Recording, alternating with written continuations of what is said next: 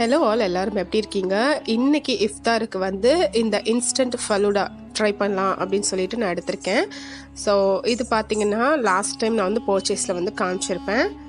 And இதோட இன்ஸ்ட்ரக்ஷன்ஸ்லாம் அந்த பேக்லேயே வந்து கொடுத்துருக்காங்க. இந்த பேக் வந்து 200 கிராம் ஃபார் 49 rupees கொடுத்துருக்காங்க. அண்ட் அதை எப்படி செய்கிறது அப்படின்ற வந்து இதிலே கொடுத்துருக்காங்க. அண்ட் இந்த பேக்கை வந்து 200 ml வாட்டர் அண்ட் 1 லிட்டர் மில்கில் வந்து ஆட் பண்ணிக்க சொல்லி போட்டிருக்காங்க. நான் இன்றைக்கி வந்து ஹாஃப் த போர்ஷன் செய்கிறதுனால 100 ml வாட்டரும் ½ லிட்டர் மில்கில் வந்து நான் ப்ரிப்பேர் பண்ண போகிறேன். ஸோ வாங்க எப்படி செய்கிறதுன்னு இப்போ வீடியோ பார்க்கலாம்.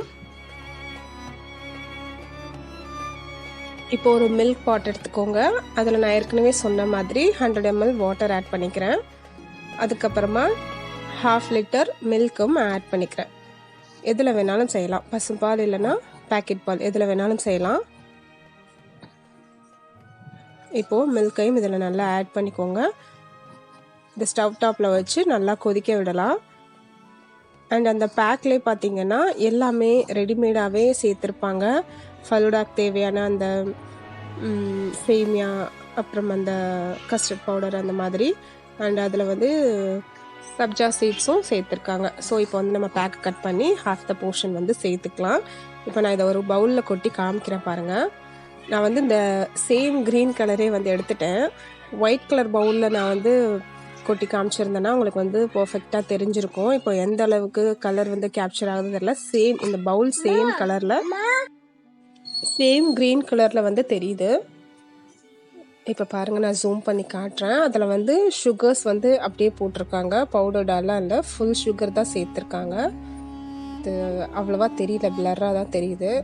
ஸோ இந்த மிக்சரை வந்து நம்ம அந்த மில்க் கொதிச்சதுக்கப்புறமா சேர்த்துக்கலாம். அண்ட் இதில் வந்து கொஞ்சம் சுகர் வந்து கம்மியாக தான் இருந்துச்சு. நான் அதனால் 2 டேபிள் ஸ்பூன் அளவு சுகர் வந்து இன்னும் கொஞ்சம் எக்ஸ்ட்ராவே ஆட் பண்ணிக்கிட்டேன். நீங்கள் செய்கிறதா இருந்தால் அது மாதிரி சுகர் செக் பண்ணி ஆட் பண்ணிக்கோங்க. இல்லைனா சில்லுன்னு வச்சு சாப்பிடும் போது ஒரு மாதிரி சப்புன்னு டேஸ்ட் இருக்கிற மாதிரி இருக்கும். அதனால் நல்லா சுகர் வந்து தூக்கலாகவே போட்டுக்கோங்க. இப்போ பாருங்கள், மில்கோட அது சேர்த்ததுக்கப்புறமா நல்லா அந்த மில்க் எல்லாமே அந்த கலர் டெக்ஸ்சர் எல்லாமே மாறிடுச்சு.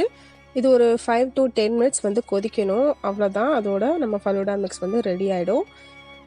அண்ட் எங்கள் அம்மா வந்து ஹாட்டாகவே கேட்டதுனால நான் செஞ்ச கையோட அம்மாவுக்கு மட்டும் சூடாக வந்து எடுத்து கொடுத்துட்டேன். சில் பண்ணி சாப்பிட்றதுக்கு ஒரு 2 hours ஃப்ரிட்ஜில் வச்சு எடுத்து அதுக்கப்புறம் நமக்கு தேவையான டாப்பிங்ஸ்லாம் ஆட் பண்ணி சாப்பிட்டுக்கலாம். அதுக்கு மேலே ஐஸ்கிரீம்ஸ் அண்டு ஃப்ரூட்ஸ் வேணும்னா சேர்த்துக்கலாம். இல்லை நட்ஸ் வேணும்னா எந்த அளவுக்கு நமக்கு வேணுமோ அந்த டாப்பிங்ஸ் போட்டு நம்ம ரெடி பண்ணி சாப்பிட வேண்டியதான். ஜஸ்ட் குயிக்காக ஒரு 10 minutesலேயே இது வேலை முடிஞ்சிடுச்சு.